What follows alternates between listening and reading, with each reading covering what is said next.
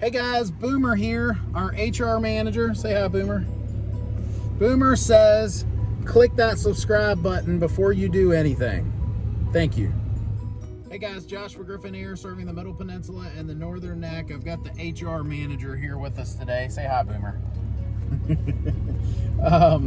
So wanted to do a quick video. I wanted to touch real quick on some of the partnerships, something that is kind of new, at least it seems new.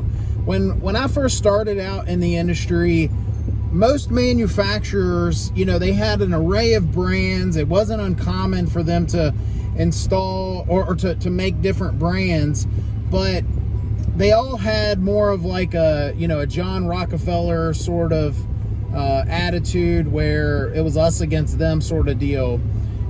Today, things seem to be changing, and we're seeing more and more companies partner with one another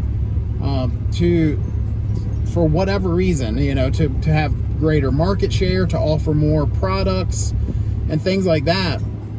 Why does any of this matter? Well, I think one thing that you might want to consider is, if you were to say compare a company that offers their own products, that manufactures the products themselves and will stand behind the product, versus say a company that they've just licensed the name, right? So there's a company manufacturing it, but they're licensing the name or partnering with a different brand or whatever the case is.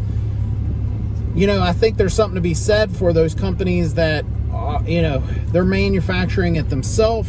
They're standing behind it. They don't need to partner with someone else. And, I'm not a psychic, so these partnerships could be great. They could flourish. They could, be great for you as the consumer, all of those things. But, partnerships can end, right? So, you go back years ago, it wasn't uncommon to see companies like, Sears and Kenmore. They didn't make heating and air products, right? It was usually, I believe it was an ICP or, Nordon brand or something like that, but they were licensing the name. I think Maytag is another one. They're not making the heating and air equipment. Nordon is, Nortec now.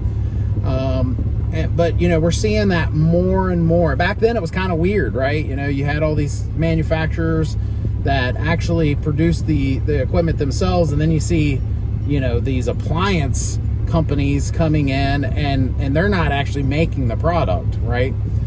But today, I know just last year, Fujitsu and Rheem started a partnership. So now you can get a Fujitsu split heat pump system with an outdoor unit and a ducted air handler inside, and Rheem is the one making the product, right?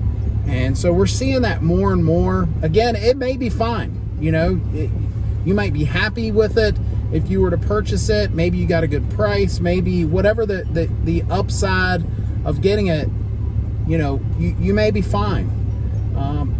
But I think it's something to at least be aware of. I think it's something that, if you're going to make a decision, do you want to be, buying a product that they didn't even, make it themselves? I don't know. Something to consider. We go through more of this, more details, more secrets, behind the scenes things that you might want to know before you buy a heating and air system at my new website called the newhvacguide.com, www.newhvacguide.com. And we go through the ins and outs, things that you should watch out for, and definitely check that out. If you are about to buy a heating and air system, before you spend thousands, check out that website. It'll guide you through the process. So click that subscribe button. Thanks.